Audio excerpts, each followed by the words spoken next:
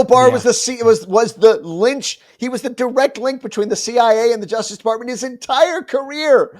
He went Yeah. straight from the CIA to running the Justice Department under George H.W. Bush, and then gets back in charge of the Justice Department just in time for Jeffrey Epstein to do whatever he did to himself or was done to him in prison. You're unsurprisingly, I've known you for years, unsurprisingly, you've gone deeper than anyone else I've heard on this issue so far.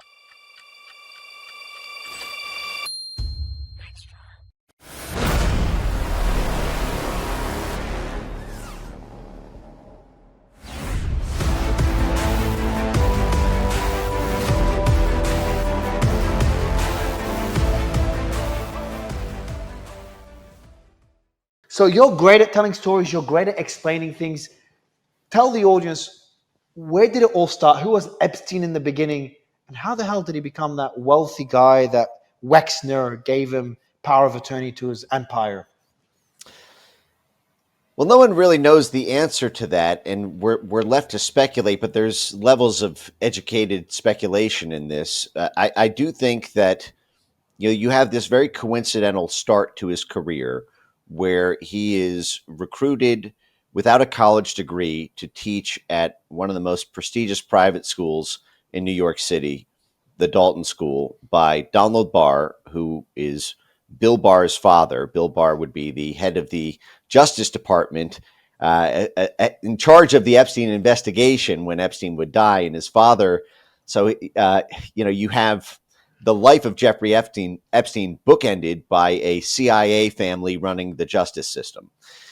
I'm just and Bill Barr, and one more wash over you. Exactly. That's just the beginning. And Bill Barr was the last person to see Epstein before he killed himself or he died. Right. And a little bit more just on the family here. Donald Barr started his career in the CIA just like Bill Barr did. Donald Barr was one of the sort of original members of the OSS, the precursor to the CIA. And then he went to Columbia, as many CIA folks did. Columbia was the sort of CIA university front of the media and education space. Columbia was highly involved with the war effort and the propaganda effort. Columbia obviously controls the Pulitzer Prize, which is administered out of Columbia University. The Columbia School of Journalism is the best school of journalism. The Columbia Journalism Review sets the standards for the international journalism industry. And so Donald Barr went from the CIA to Columbia to this elite New York City private school where he was the headmaster. No one knows why Donald Barr chose Jeffrey Epstein to be a math and physics teacher there, but for whatever reason, it effectively, between something like 19 and 21 years old, Jeffrey Epstein was a tutor, effectively a teacher and tutor to high school kids, and it was there that he met the children of Ace Greenberg, who he reportedly tutored at the Dalton School. Ace Greenberg was the head of probably the most notorious banking firm on Wall Street, Bear Stearns, which we should say rest in peace. It is now part of the large intestine of, I think, J.P. Morgan Chase. It died in the 2008 financial crisis. It was sort of the biggest casualty of that. But before that, it was known as the most aggressive, reckless, but also profitable Wall Street trading firms that effectively was willing to take bets and willing to do creative structuring that other banks did not want to pursue. They essentially chased higher up the yield curve in terms of risk. And Ace Greenberg had a philosophy at Bear Stearns that he called that he wanted people who were PSD, poor, smart, and driven. And because Ace Greenberg himself, that was sort of his rags to riches story. And from all appearances, he saw Jeffrey Epstein, who he remained lifelong friends with, as as similar to himself in various ways. And so he recruited when Epstein, I think, was fired from the Dalton School or left under not great circumstances. He didn't have a job, and Ace Greenberg recruited him to work, I think, initially as a floor trader, or essentially following people around in equities and debt. And then he moved into the family estate planning side of Bear Stearns, where the high net worth family wealth was essentially managed by the Bear Stearns folks, the investments as well as the tax structuring. So how to shelter assets in order to make them most tax efficient, which often involves very creative, elaborate, complex offshore structuring arrangements. And Epstein, by all reports, excelled at that, or at least we don't know about his technical chops. And in the many That was years, my question. I was going to ask you, like, how did he even get into Bear Stearns, considering his background? well, he appeared to be a charmer from a very early age. I mean, he was a guy who I think was in Cosmopolitan magazine in his early 20s as one of New York's most eligible bachelors, and uh, there he seemed to be a charming guy, not just with women but also with men, and that a lot of big banking and big law work. I saw this myself in New York. Is you need the technically competent people, but within the firm's power structure, actually, it's the rainmakers, it's the schmoozers, the people who are good with clients, who actually make more money than the technically competent people, because they're the ones who bring the money into the firm, and then that's handled by the people who are the technical whizzes. So what it appears, because Jeffrey Epstein made partner at Bear Stearns, I think in just 4.5 years or 4 years, which That's this is insane. something that normally takes something like 8 to 9 years. He moved up very quickly, and by the time he was 28 years old, he went out on his own. Now, so again, you have this Bear Stearns connection. What's very important is at that time, Bear Stearns was handling major family accounts who would later come to play a very, very significant role in geopolitics. I In think this is where he starts meeting some of the people that will raise more question marks. So just to kind of take the audience for where we started him getting into the Dalton school, which I heard it was some people say, I know it's alleged, but it was a recruitment place for intelligence. Have you heard that before? And is there any truth to that, or is that just an empty allegation? I've not heard that. I've not, I guess, seriously investigated because the thread seemed to be kind of thin. But given that the headmaster was Donald Barr, who, again, was part of the founding group of the Central Intelligence Agency and then went to another kind of major CIA recruiting hub in Columbia University, I would not be surprised. It is worth noting that it's not uncommon for things to start that young. That is, when people college is a major, major recruiting ground for that, and the elite New York City families, uh, where you have high net worth individuals, or you have folks around the United Nations, which is in New York, and their ambassador families and the like, um, and the relations between New York City commerce and kind of international politics. It would not be surprised to that part of Donald Barr's role may have been doing so. It's also worth noting that, like father, like son, Bill Barr started his career in the CIA. He worked before he became a lawyer, he started off in the CIA. He went to law school while he was at night, while he was at the CIA. And then his job when he came back to the CIA with his legal degree was effectively being the legal liaison between the CIA and Congress to stop Congress from being able to get CIA documents about the Iran-Contra scandal, which, strangely, Jeffrey Epstein was involved in.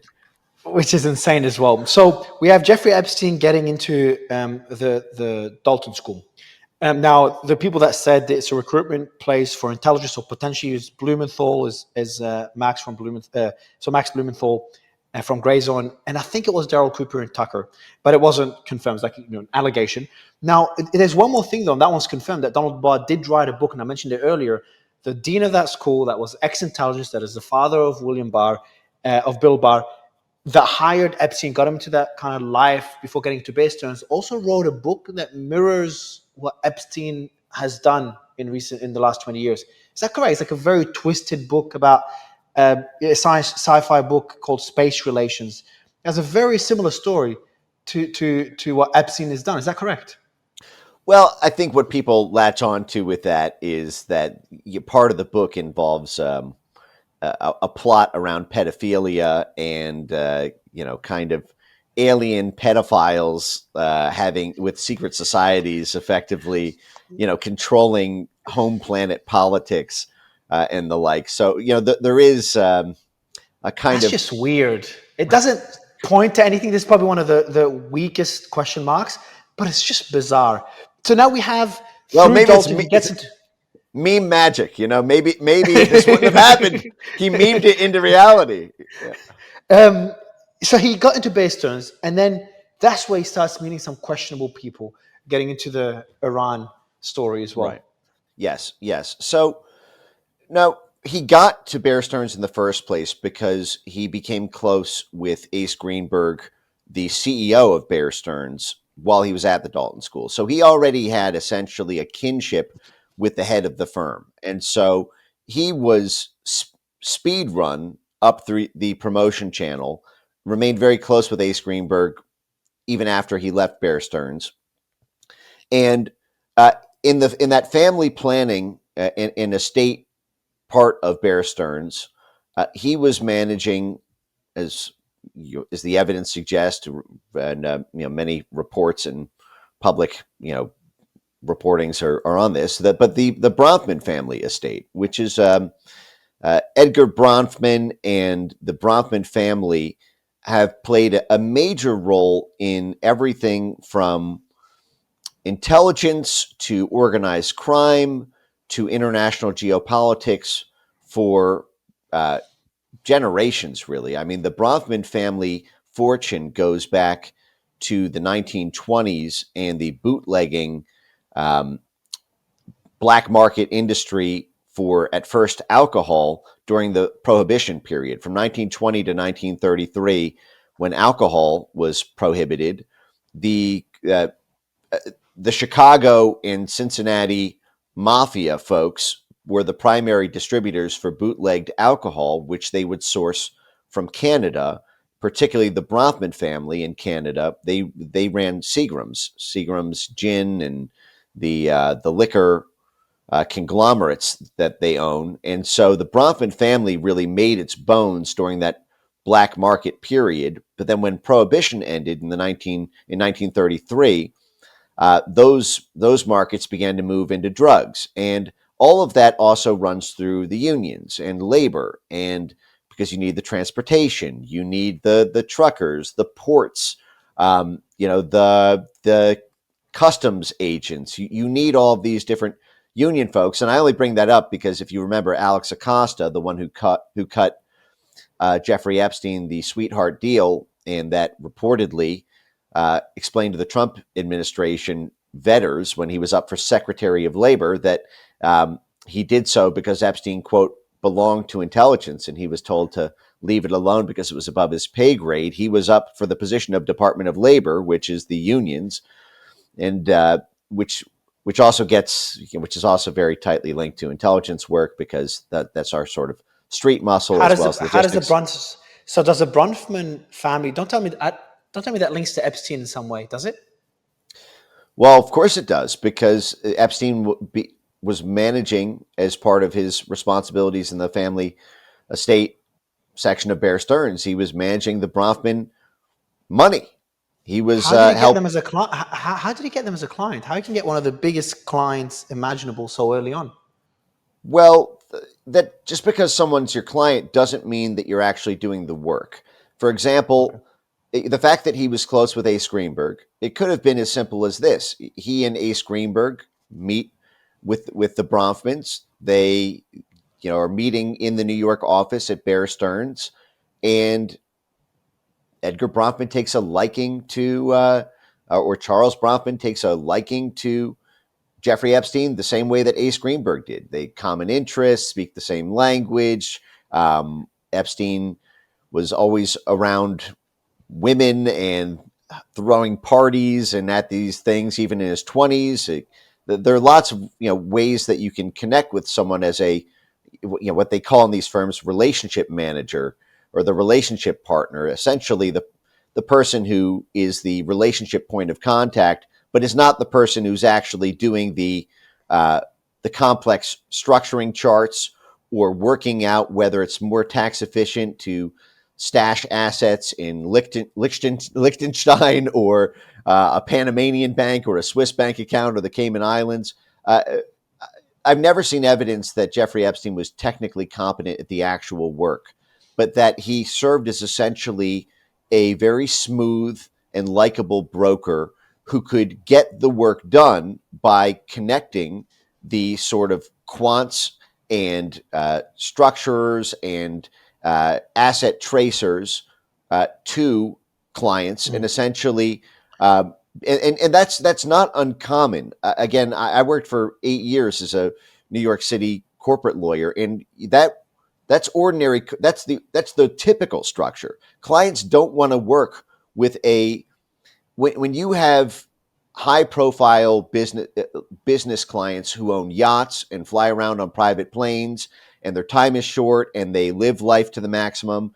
They don't want to be spending their hours talking with a boring accountant who doesn't understand their language.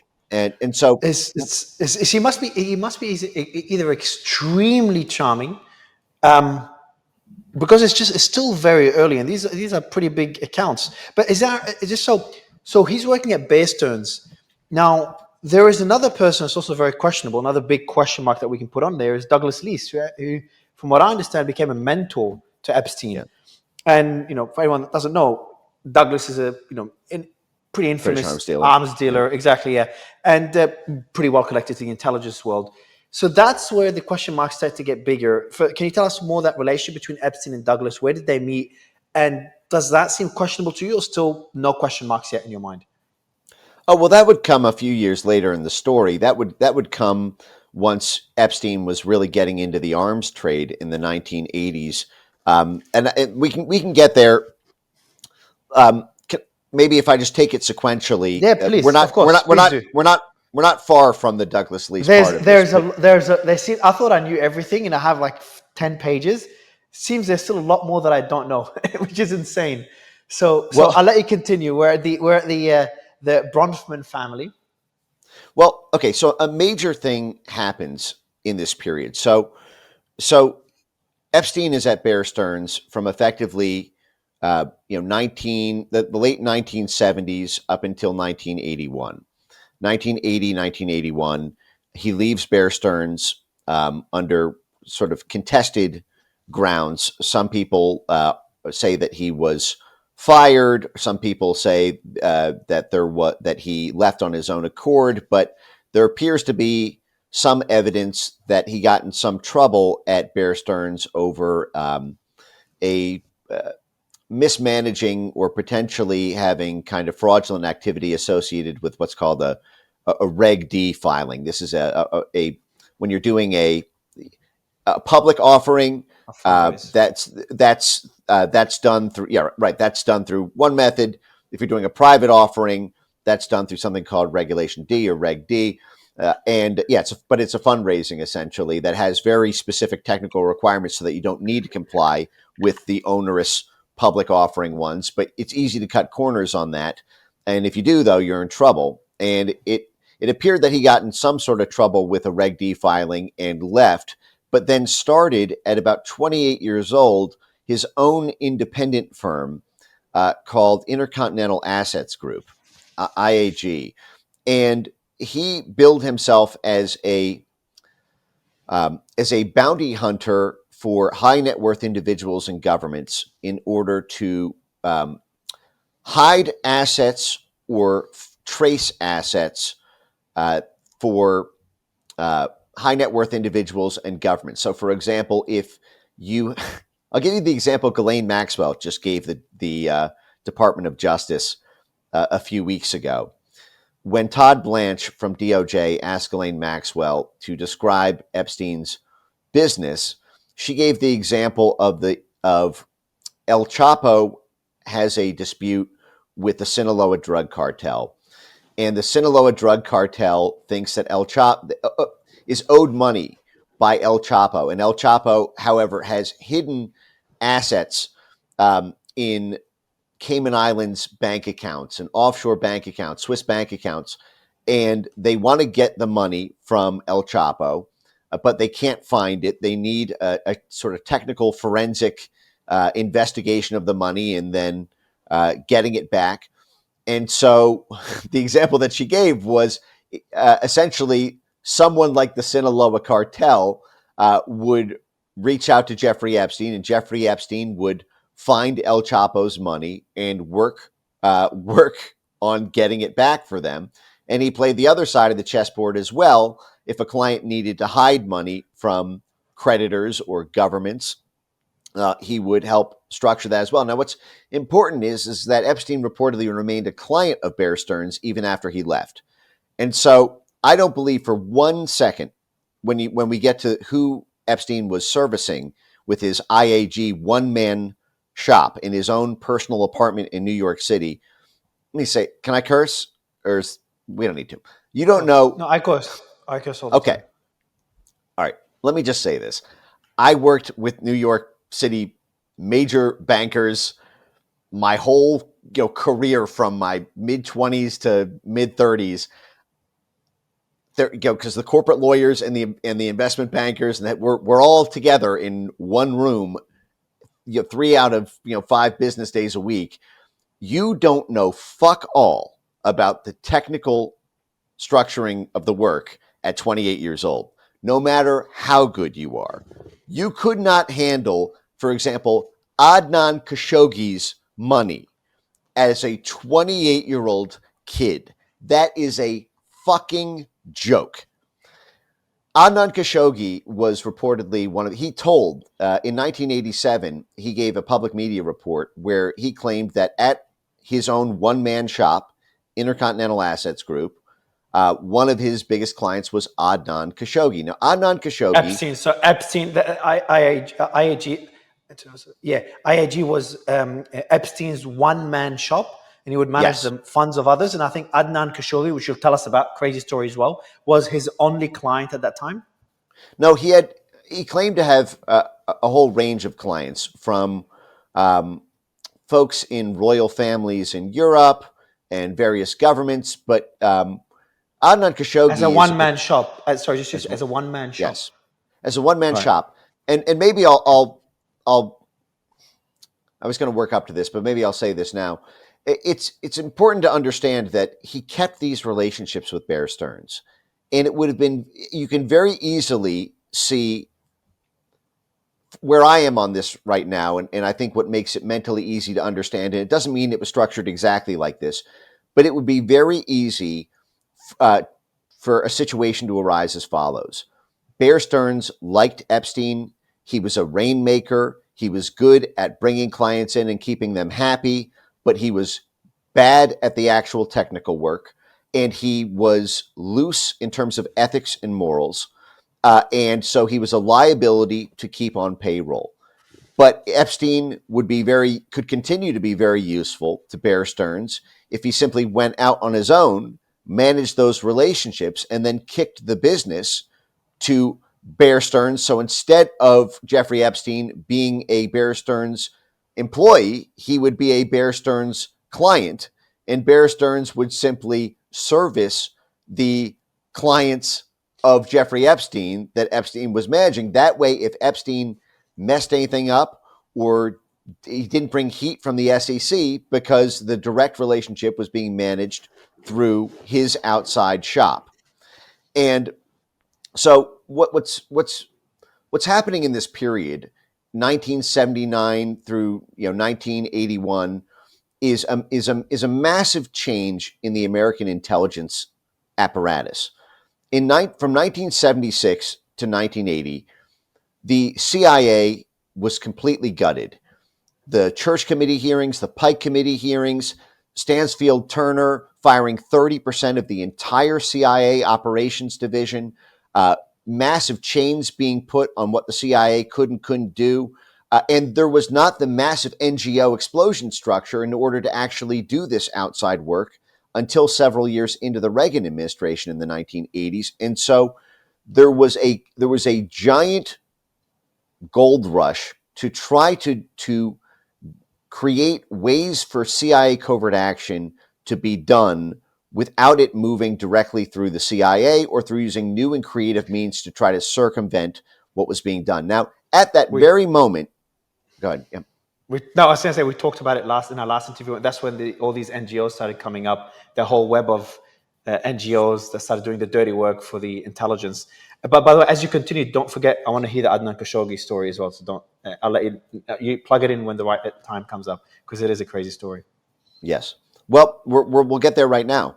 So, in 1979, several things happened that we are living in the aftermath of today. The reason many folks today look back at Jimmy Carter as a weak president and a total failure on foreign policy, in large part has to do because in 1979, Iran went through the Iranian Revolution, and essentially the Shah, the regime in Iran that had been installed by coup in 1953 by the Central Intelligence Agency and by British intelligence and statecraft folks after the attempted nationalization of British oil interests and the like. That government, which had lasted from 1953 to 1979, toppled in a way that was very, very bad. It was seen for U.S. interests, British interests, Israeli interests, Saudi interests, and at that same time, the CIA was still under handcuffs as you had Stansfield Turner and Jimmy Carter and this commitment and this anger from Democrats at how the CIA had been weaponized and had done, assassinations and all sorts of unauthorized activity. And so basically the failure to have a strong CIA was blamed in significant part for losing Iran. Now, at that very time in 1979, Edgar Bronfman becomes the head of the World Jewish Congress. And in 1980, the Iran-Iraq War breaks out. And so while we did not like the new Iranian government, we did not want Saddam Hussein in Iraq to have regional hegemony. So you had this strange bedfellows alliance around the U.S., UK, Saudis, and Israelis to actually create to play kind of both sides of the Iran-Iraq war. Because while they wanted the Iran regime to topple, they did not want Iraq to sweep in and get all of Iran's oil and natural gas and resource wealth, which, if obtained, would completely destroy the economy of Saudi Arabia, which relies on regional dominance there. So the US, so essentially, exactly. So Adnan Khashoggi, just simplify what you've just said. Iran, not an ally of the US after the revolution. Iraq, obviously not an ally of the US. Actually, it wasn't ally. The US was supporting Iraq, but they didn't want Iraq to get too powerful for whatever reason. I think there's different theories on this. So what the US started doing is they needed to covertly supply weapons not only to Iraq but also to Iran through Israel allegedly. And this is where the only way to do it is through arms dealers. And then this is where you link it. This whole crazy, the Iran-Contra story would link to Epstein, which is mental. And that's what you're going to tell us about now. I think of it as the birthplace of his career. And I think that will be clear as we get deeper into it. But the Iran-Iraq war lasted from 1980 to 1988. This was almost the entire 1980s. And it's kind of one of these great forgotten wars of history because U.S. policy was so schizophrenic about it. And I think it's best captured by Henry Kissinger's quote when he said, "I only wish there was some way both sides could lose." So you had... That's well said. That's very well said. But coming into 1983, which is when things really started to escalate and Epstein was maturing in his Intercontinental Assets Group business, you had in place an arms embargo on Iran. because of the 1979 revolution and arguments around human rights abuses, Iran, it was illegal to sell weapons to Iran under U.S. law, under essentially international agreements. But the problem was Iran was losing the war to Iraq at the time, who had twice as many troops. Remember, you had a very fledgling government in Iran. Iran did not really have a robust military. It was a paramilitary street movement that essentially toppled the government in 1979. And so the problem was by 1983, Iran was losing quite badly.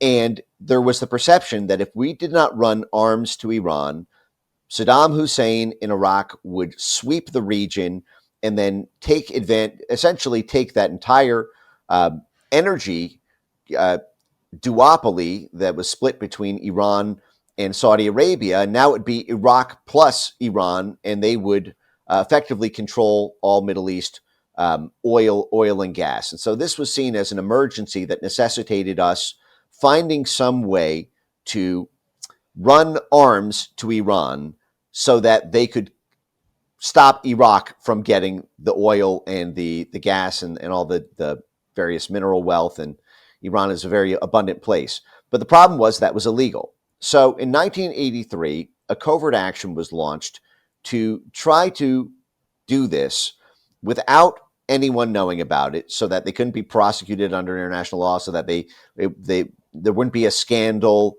And this was done through an agreement between the U.S., Israel, and Saudi Arabia. I'm sure there's a robust British connection. It's the records are murky on that because British secrecy being what it is. But the fact is the deal was for, at the time, the world's most prolific and profitable arms dealer, Adnan Khashoggi, who was a Saudi arms dealer who was described by Time magazine at the time as possibly the richest man in the world.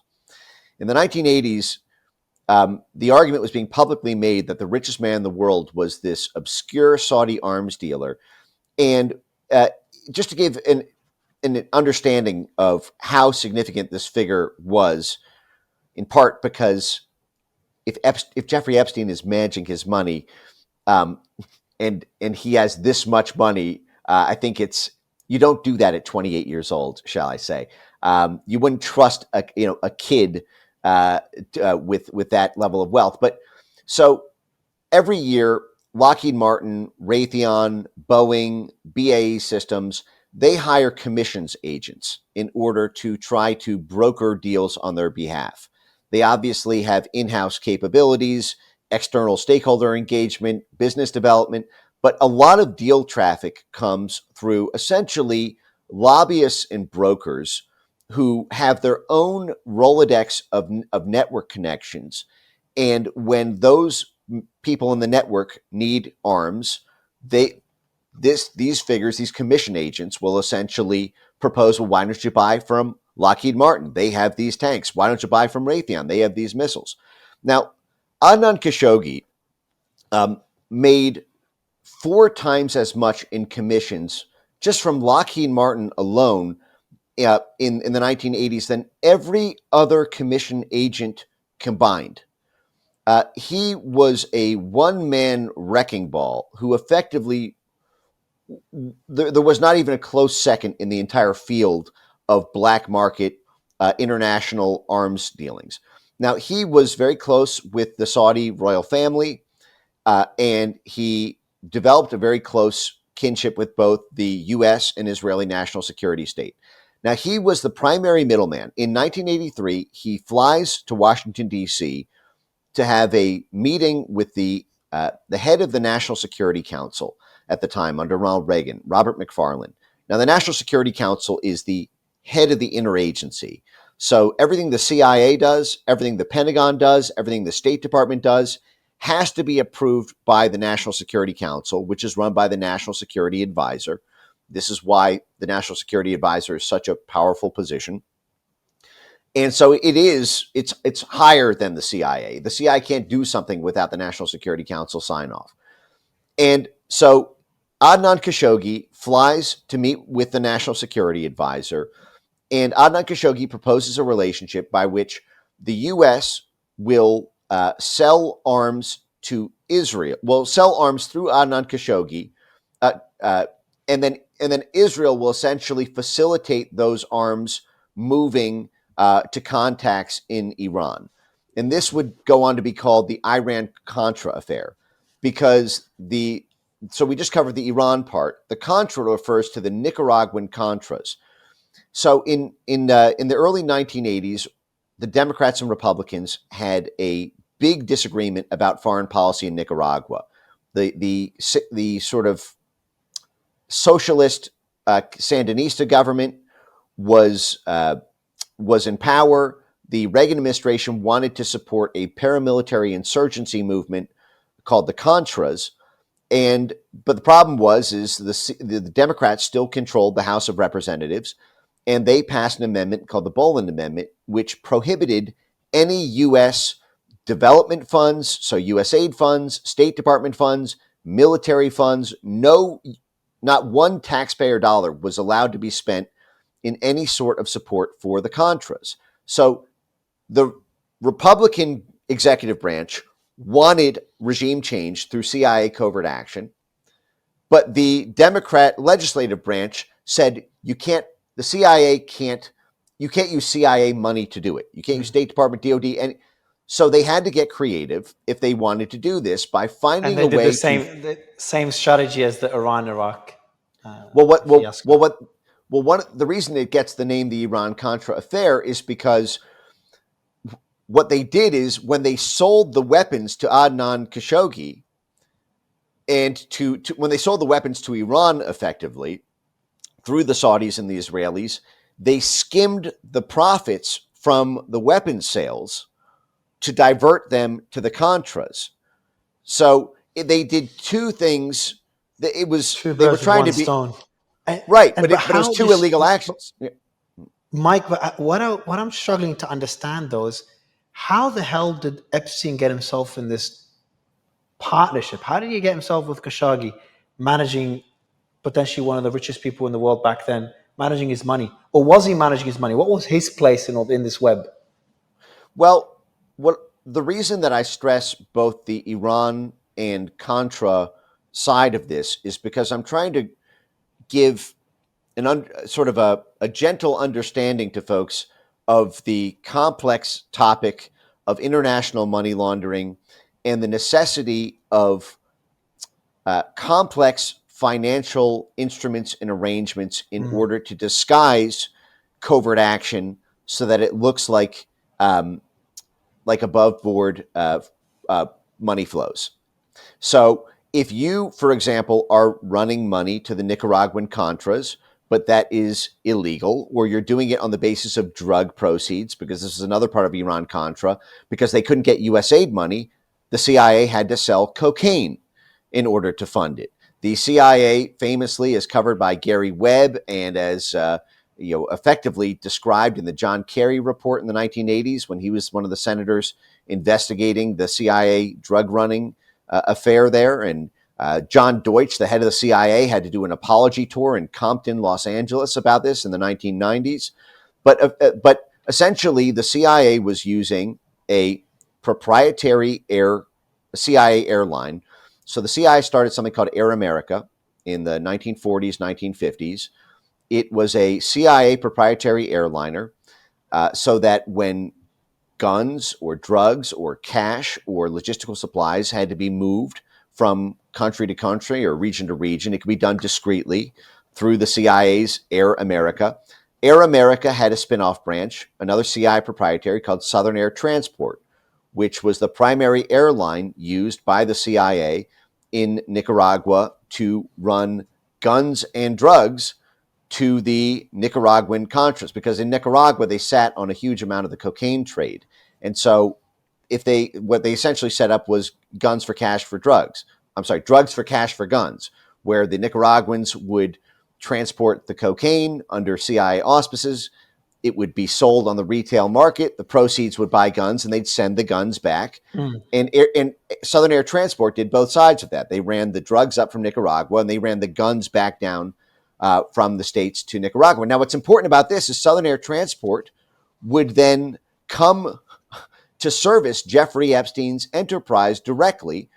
In 1994, Southern Air Transport was in the heat of scrutiny of the Iran-Contra affair. Southern Air Transport shut down operations in Miami, Florida, where Jeffrey Epstein also lived for a very long time.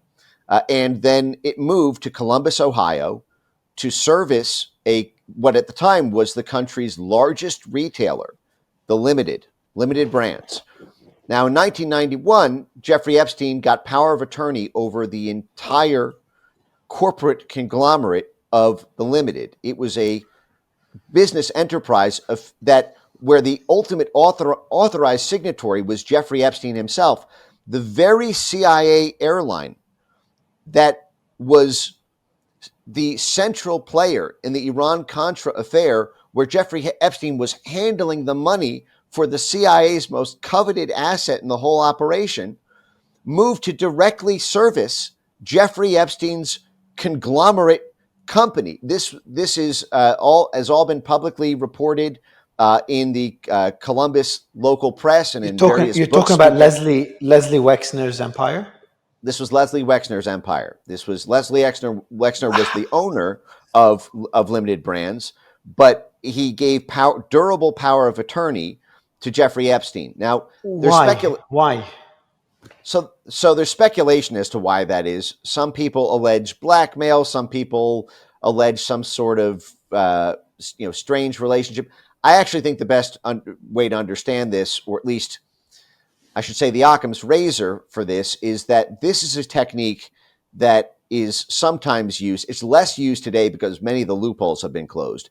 But in the 1980s and 1990s, issuing somebody else durable power of attorney was a way to shield yourself from liability from illegal or shady contracts that your business dealings are a part of. So, for example, you can think of Intercontinental Assets Group as an extension of Bear Stearns in a similar way to me, as you can think of the durable power of attorney that Jeffrey Epstein held over the Limited as being an extension of Les Wexner's business enterprises. That is, it's a kind of plausible deniability arrangement. Because no one could really give a proper explanation, or at least a theory for this. But this one makes sense. So you're saying Leslie Wexner, who was, I don't know how wealthy he was back then. I think he was a billionaire back then. A very wealthy man. And what everyone's trying to figure out is why he gave a power of attorney to Epstein. What you're saying is a way for him to shield himself from liability. But liability from what? Because he had Victoria's Secret as one of his companies under his various brands. What did he need to shield himself from, and how does that airlines come into this? So, what I'm trying to understand is, like, how did Epstein, who's dealing with that biggest arms dealer back in the day, I'm not sure if he got involved with, and I'm sure he got involved with intelligence back then when he's dealing with those Iran-Contra money laundering schemes. How did he get involved with Leslie Wexner? How does this fit into the whole scheme? Yes. So, understand. The Limited was the largest retail conglomerate in the entire country at that time in the early 1990s. It was not just Victoria's Secret. It was dozens of apparel and Bath and Body Works and the likes. It was I think something like 30 different countries and companies at various times, and chain stores. That all are massive logistical operations unto themselves. And because of that, they are also tightly involved in, they're the biggest logistic operations in terms of the amount of, these big retail stores have to move a huge amount of freight, a huge amount of cargo in and out of ports, up and down roads and highways, in and out of railways in countries all over the world. And what was happening at the time, let me start with the simple side of the story, which is that Southern Air Transport formally said that they moved to Columbus, Ohio to to service the limited, and it would be a big local development for Columbus, Ohio, because of all of the business that this would bring in, and that they would essentially be a air.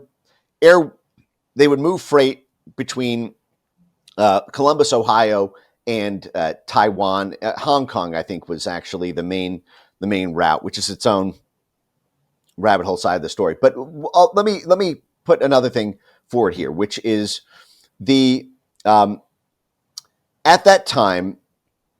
If you just give me 1 second, actually, I'm going to just make sure I get the name of this. Do that. This company correct. Just give me 1 second. Yeah, this here is it is. this is great. So, you found it. So they inked the deal in 1994. Southern Air Transport moves to Columbus, Ohio in 1995. In 1995, the Limited purchases Galleon's Trading Company, which was a gun. It was a gun store. They were a hunt. It's hunting stores have a very interesting CIA history as being a way to run guns to groups. If you remember Operation Fast and Furious, when the CIA ran, well, I mean, technically it was the FBI and ATF, but it had interagency approval from the State Department, CIA, Pentagon.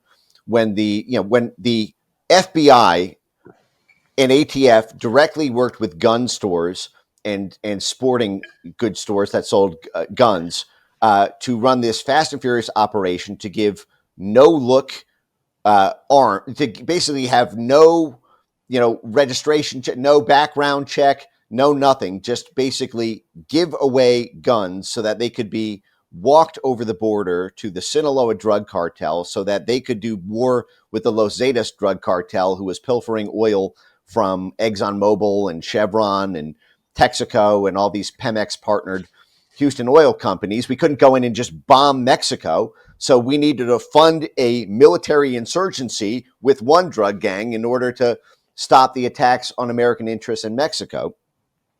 Well, what's very interesting is, and I bring this up to sort of illustrate how it appears that Leslie Wexner's corporate interests seem to dovetail with various military and paramilitary activities.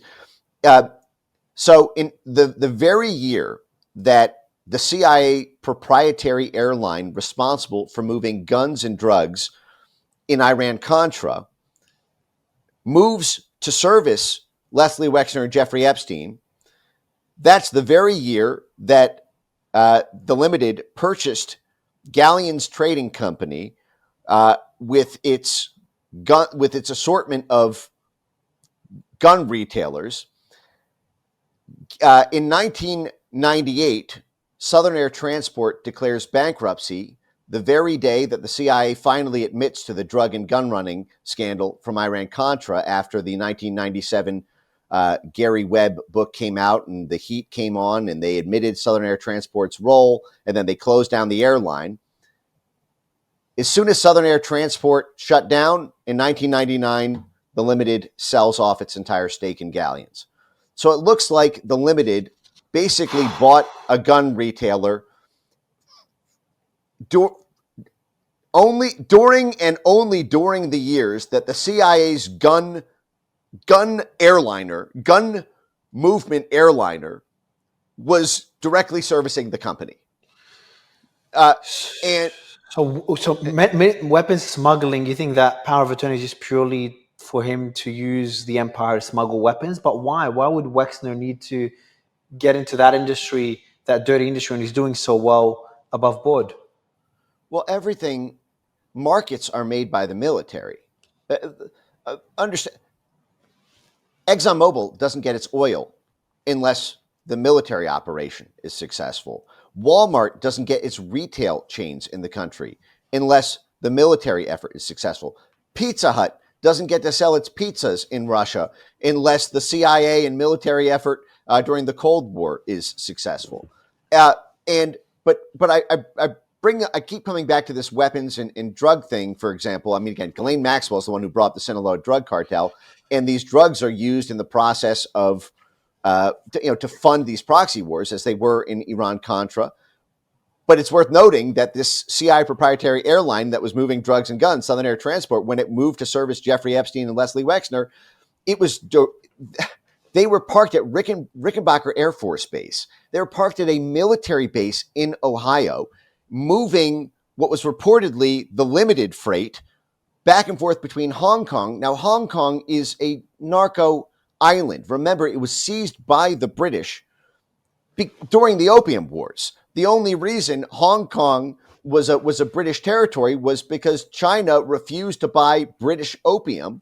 And so the British Navy swooped in, took over Hong Kong, and then forced China to buy its narcotics, and led the transport out of Hong Kong. But I have to just talk about the early 1980s and the military aspect of this, because again, you've got these strange bedfellows. You have U.S., UK, Saudi, and Israeli interests all working together in this giant military operation in Iran and Iraq. At that time, a man named Ehud Barak is the head of Amman, Israeli military intelligence. 1983 to 1985, Ehud Barak is and he was he had been a military guy, cradle to grave, effectively. He had been the commander. And then became prime minister of Israel, for anyone that doesn't know. Yes. And then he became the prime minister of Israel and one of Epstein's very, very close business partners. They went in on Carbine 911 together. 100,000 new emails just leaked about this, where they're this guy was connected to everybody. Everybody somehow was connected. Everybody was like just a few degrees of separation from Epstein. Right. Well, but understand, Ehud Barak was at Jeffrey Epstein's house something like 45 times. He was, again, there's 100,000 emails between him and Jeffrey Epstein, or 100,000 emails of his that just leaked. And I've seen dozens and dozens with him and Epstein in constant cahoots about recruiting people, business deals, geopolitics. It's like they had known each other forever, and they were financially tied to the hip together because of their mutual business investments. Now, at the very time that Jeffrey Epstein gets his start in managing the money for high-level arms dealers, or at least being the front end of that money management funnel, Ehud Barak is in charge of the biggest intelligence group in Israel. Now, everyone talks about Mossad. It's like a big meme. It's Mossad, but Mossad is not the biggest intelligence vector in Israel. Israel is effectively three intelligence brackets. They have Shin Bet, their version of the FBI, Mossad, their version of the CIA, and Amman, which is their version of the NSA. It's their version, but it's much more broad than that. It's their military intelligence. And it's, I think, 2.5 times the size of Mossad. It is a giant operation. And Ehud Barak, who would later come, we know that starting in the late 90s, early 2000s, he and Jeffrey Epstein would be very, very, very close. There's an open question, given that Jeffrey Epstein was servicing Adnan Khashoggi, who was working with Ehud Barak working with Amman, Israeli military intelligence, to move the weapons from Iran for the guy that Jeffrey Epstein was managing the money for. I mean, has anybody run the traps? I mean, think about this. Think about, for example, like the CIA station house in Tel Aviv or something. What records do they have from 1983 to 1985 about Ehud Barak and possibly even Jeffrey Epstein? I mean, think about the fact that perhaps the key figure in this, because Ehud, we'll get to the Ehud Barak thing, hopefully, if we have time later, because it goes very deep in that. But Ehud Barak was the guy in charge of Israeli military intelligence at the very moment that Jeffrey Epstein really started his career, a decade before the Leslie Wexner stuff, 2 decades before the Bill Clinton Global Initiative, Clinton Foundation stuff. this was when he was making the millions that he would later come to be known as a millionaire, billionaire type figure for. It was moving money through this exact network, through these exact foreign policy networks, these military networks, these financial networks. But it primarily, relied on this, I guess, U.S., U.K., Saudi, Israeli side, but an open question for Congress, an open question for our executive branch agencies like the DOJ and CIA and potentially DOD was there contact between, while, for example, Iran-Contra was running from 1983 to 1988, during that entire affair, how was the there's going to be an unbelievable amount of records about Adnan Khashoggi. We already have a significant amount of that from disclosures from the 1980s, but not in a targeted way. But if you were to simply, did they know each other then? And if they did, for example, were they supporting Jeffrey Epstein then? Was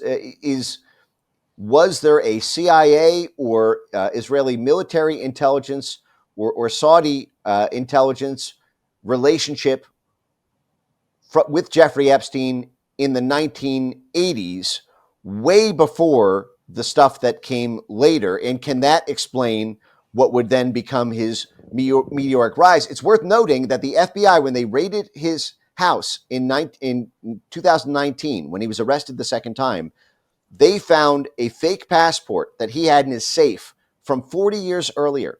It had his face, but a fake name. And he had 4 stamps on that passport showing that he successfully got in and out of 4 different countries on an illegal fake passport where his primary residence was listed as Saudi Arabia. So which was exactly where Adnan Khashoggi was, and where the U.S. UK Israeli operation was based out of to facilitate the arms traffic. So how did he get such a good fake passport that he was able to go through, 4 different countries? One of them included the UK. Another one was, I think, Poland or Austria. And he was able to effectively, this thing was really good. He kept it in a locked safe. You and I can't just get a fake passport so good we can seamlessly move through, almost half a dozen countries without worrying about, whether we're going to go to jail for 20 years or something like that. So it's hard for this to function. It's hard for all these things to be true. And what you're stating are facts, like these things that have been confirmed, not allegations. It's hard for these to be true and not have some sort of intelligence connection, relationship, whether it's with US intelligence, Israeli intelligence, or Saudi intelligence. Is someone in this position, and let me know if you disagree, but someone in this position, there has to be some sort of relation with intelligence, considering that the whole Iran-Contra scheme was run by intelligence. And that's where it all started. This is where his intro into that world began, and it evolved, continues to evolve bigger and bigger until we got to where we are today. Is that a fair oversimplification? Oh, I think it's extremely fair. The question, though, to me is not so much if, but how it was structured, because there are so many ways that something like this could be structured that I think to understand the range of possibilities is essential to being able to have investigation be efficient and accurate. And I'd like to kind of... Could he be working with all 3 intelligence at the same time? Is that how it usually works? Because a lot of these intelligence organizations are rivals as well. Could they all have one asset that works with more than one? Could they trust the same person? Is that common? Oh, absolutely. This is very common where you have shared... Now, oftentimes there's a junior and a senior partner. Sometimes that happens knowingly. Sometimes that happens not knowingly. But it's very common, for example, for someone to, if within, for example, the Five Eyes structure, or if you have in the context of a war where you have allied forces, for example, if you've got some joint military operation through NATO in Afghanistan, and you've got U.S. intelligence and French intelligence and British intelligence. But even you look at Saudi and Israeli intelligence, that's where I wasn't sure. Allies, I understand, but Saudi and Israeli intelligence working together in those days? Well, they were direct partners in Iran-Contra on that particular thing. They were direct partners. Literally, it was a joint agreement between all of them. And sometimes, even though Saudi Arabia and Israel have had many differences and have gone through a very complex evolution of relationships, the U.S. often serves as a sort of mediator to for strategic action. I mean, the U.S. and Saudi intelligence states are effectively fused and have been for generations. It's and same with the U.S. and Israel in many respects. And even though there are, it's kind of there is a kind of Pythagorean theorem, I guess. Kind of what is it? A squared times B squared equals C. There is a kind of like it all kind of works out to a lot of sharing, even if it's not direct or it's not permanent or it's on a tactical basis. We're not exchanging our long range plans, but the enemy of my enemy is my friend. We're both against Iran here, or we're both against Iraq here, in the context of this weapons deal, in the context of these financial arrangements, in the context of this logistical scheme. We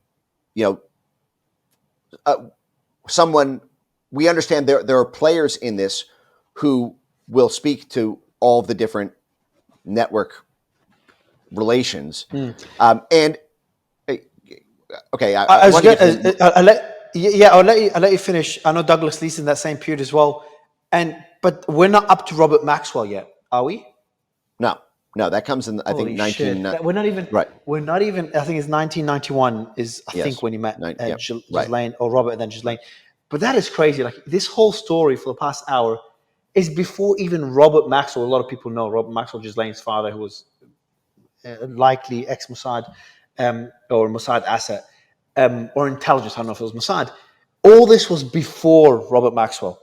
So it's like it's unquestionable. Like it's hard for. I understand people have conspiracies of what we have today when Epstein files, etc. But it is pretty much unquestionable that Epstein, from early on, was involved with the potentially more than one intelligence body. Right, and again, there is, to me, the question is not if he had these intelligence relationships, but what was the role in terms of junior and senior partners. For example, I could see a world where he is primarily working with U.S. intelligence, but as a junior partner, he's working with Israeli intelligence and Saudis and British. I could see a world where he's primarily Israeli intelligence, but he's playing a junior role with, and it doesn't mean he is, because let me actually take a step back. I overstayed that a little bit. The way this is structured,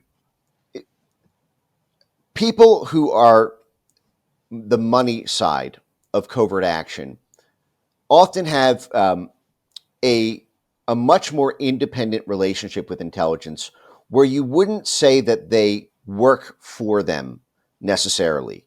It's more like working with, sometimes wittingly, sometimes unwittingly, because the lines get very blurry at that level of an operation. When you're talking about the financing and you're moving through bankers, you're moving through all these different brokers and bank managers and currencies and facilitators and front groups, that because you're going to pull off something like disguising an illegal arms deal, you're going to have 30 different front companies. You're going to have all these different money laundering operations, which will all have their own little face for that shell.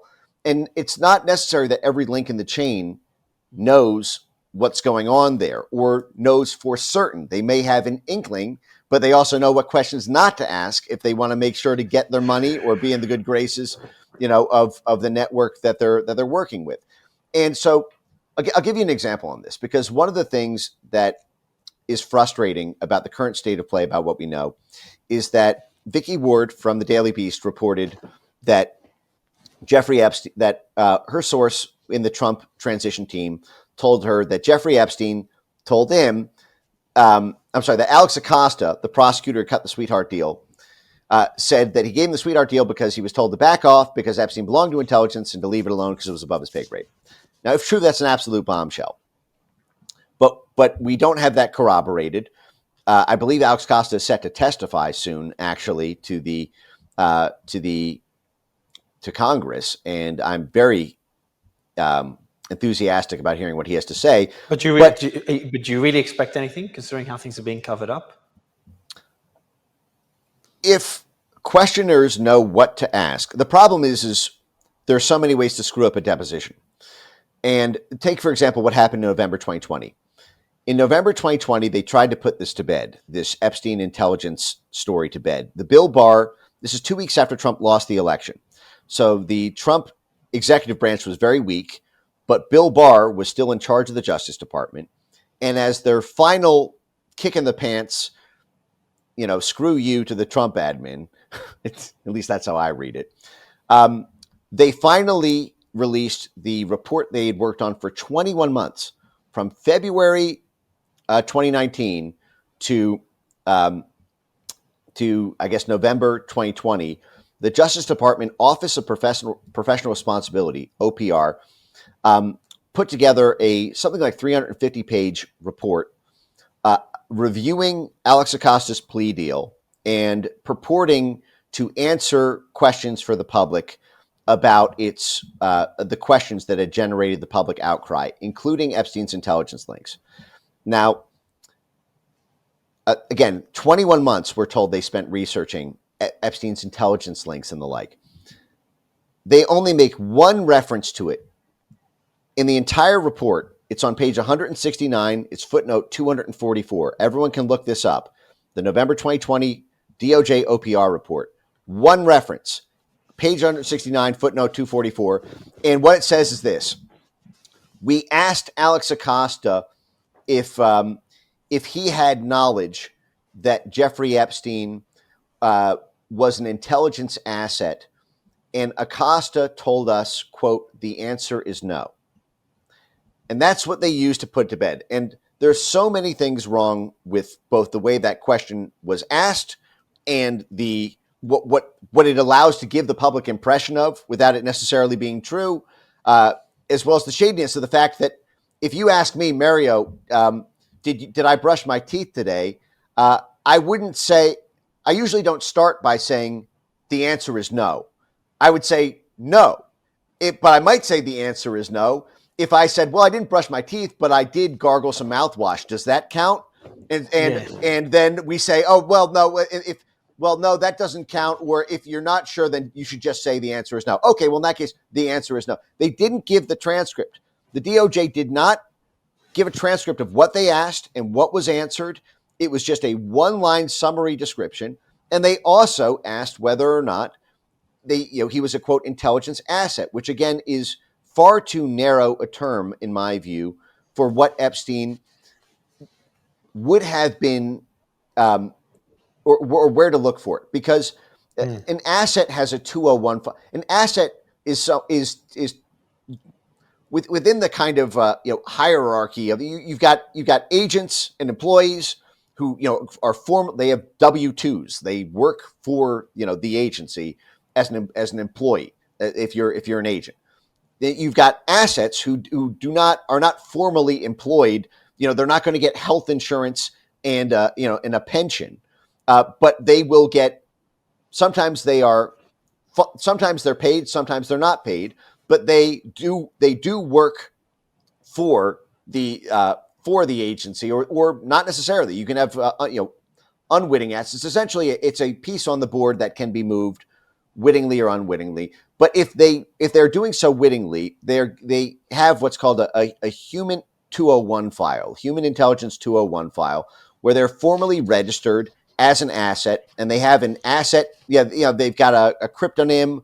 They've got they're in the system. They have a formal file. So there's many ways to work with the intelligence, and if they're asking in a specific way, was he an asset? It's an easy way for him to say no, make it seem like he had nothing to do with the intelligence. But the answer could be correct, but Epstein could still be involved with intelligence. And that is your concern. We could see that again tomorrow. Hopefully we don't. Most of the most important people who are functionally assets, but they're what they're referred to as facilitators or fixers or liaisons or friends of the station. And this is very, very common. In fact, in Iraq Gate, this happened with another Swiss banker, very close with Israeli intelligence, who was the main money mover for the Justice Department scandal in 1988, 89 over this. And he was the main money mover, and he did not have a Human 201 file.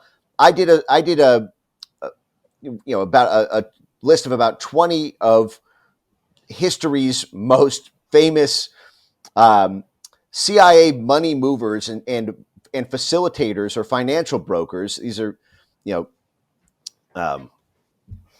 Rappaport types. 80% of them don't have Human 201 files, but they are. The CIA has analyst memos on them. Their CIA name trace shows that they are. They've got emails, records, analysts' discussions about whether or not this person's trustworthy or they did this on this day, but they're not formally assets, even though they're working with, not for. Like Epstein might not have been reporting to the CIA. He might have only worked with the CIA, for example, when it was profitable for his Bear Stearns friends or his Leslie Wexner friends or his Ehud Barak friends or his Adnan Khashoggi friends. And it's a take it or leave it relationship, but that still could have been a very critical one because it's moving around hundreds of millions of dollars. And if they can get Epstein's cooperation to get his donor network or to have his clients contribute to an operation or contribute to a network that's essential for an operation or to an industry, then that can be the difference between winning or losing. And so he could have been, indispensable. And this may explain why all of his various financial fraud activities, his entire career, appear to have been protected. Not only did he, was he a Bear Stearns guy and seemed to have been completely insulated from the Bear Stearns collapse, but the Doug Lessie story was because of Towers Financial. It was Doug Lessie that introduced Jeffrey Epstein reportedly to Steve Hoffenberger, the head of Towers Financial, which was the biggest Ponzi scheme collapse in the history of the country before the Douglas Bernie Leslie Madoff. was the arms dealer. Yes. And that was in the late 1980s when he moved from IAG to Towers Financial. This is the period in between his one-man high-level financial bounty hunter job and his Leslie Wexner and Maxwell era. He for about 2 years, 2.5, 3 years, he worked at Towers Financial during where the biggest Ponzi scheme, corporate Ponzi scheme at that time, I believe, of all time in the late 1980s, went down. The CEO, Steve Hoffenberger, went to jail for something like 15 years and claimed the whole time that Epstein was the main facilitator of it. It was in many ways Epstein's idea, but the Justice Department magically let Jeffrey Epstein off of all of the financial fraud that he was associated with and went by completely unblemished, just like it looked like he went unblemished for the Reg D work at Bear Stearns. He went unblemished for the potentially illegal arms deal activity with Iran-Contra. Got off for the Towers Financial work, and appears to have gotten off with his U.S. Virgin Islands fraud activity. Why? Well, Why do you think he got off?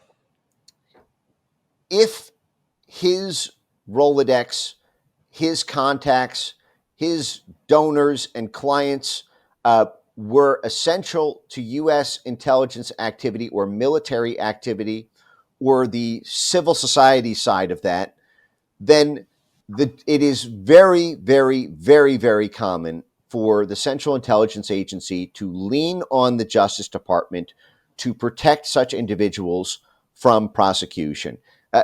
There's a dozen examples of this in the JFK files alone. You can look up the Rolando Masfer files, for example, when the Justice Department in the 1960s, for example. I'm only bringing this up because it was recently declassified in March. In the Justice Department arrested a CIA-backed Cuban mercenary named Rolando Masfer. At the time, the CIA was bringing over all these Cuban refugees and mercenaries working on various paramilitary plans to take back control over Cuba. And oftentimes, these groups were involved in drug running, gun running, a lot of criminal activity, and were frequently getting in trouble with the law. And this created a lot of tension with the Kennedy administration, who was getting pressure within their own party about the overthrowing socialist governments and the sort of right-wing imperialism kind of questions that were playing out between the left and right at the time. And so Rolando Masfer had been essentially running a network of hundreds of Cuban mercenaries and planned an invasion of Haiti in order to use part of Haiti and ports in Haiti as a naval operations, a naval military base of operations against Cuba, essentially to create a way to autonomously wage, commercial and military, like naval blockades and attacks against Cuba. And the State Department learned of the plan and told Rolando Masfer, "Don't do this. You will be arrested if you attempt to do this." There was a Neutrality Act that you can be prosecuted under for going against this. But it appeared that the CIA supported the action anyway. This is part of the dispute, the tug of war of power in the JFK administration between the CIA and State Department. So he goes ahead and tries to do it. He gets arrested by Customs and Border Patrol agent who actually finds them at midnight trying to sneak onto the docks with hundreds of military men and guns. The Justice Department arrests him to try to make an example of him. The CIA then steps in and says, "Don't prosecute Rolando Masfer." They said, "If you do so, there will be massive and irreparable damage to the CIA's paramilitary network inside of Miami. If Rolando Masfer is forced to testify, if any of his co-conspirators are forced to testify, it will reveal the size and extent of operations within Miami. It was not known at the time, but the Miami CIA station house was the largest CIA station in the world." Essentially, they protected him in order to. Now, what they ended up working out was a compromise where the CIA, the State Department ultimately won that. They agreed to a prosecution, but the Justice Department agreed to have a CIA counsel on their prosecution team and to submit motions and preclude the ability for defendants to bring up any line of questioning involving the CIA. And every time something was adjacent, they cited national security secrets to have the judge bar any lines of questioning that might. So basically, it was a softball trial. It was essentially a sweetheart deal situation. And there are that explains a lot how Jeffrey was able to get through all these different kind of. But Bill Barr is the perfect encapsulation. Bill Barr was the lynch. He was the direct link between the CIA and the Justice Department his entire career. He went straight from the CIA to running the Justice Department under George H.W. Bush, and then gets back in charge of the Justice Department just in time for Jeffrey Epstein to do whatever he did to himself or was done to him in prison. You're unsurprisingly, I've known you for years, unsurprisingly, you've gone deeper than anyone else I've heard on this issue so far.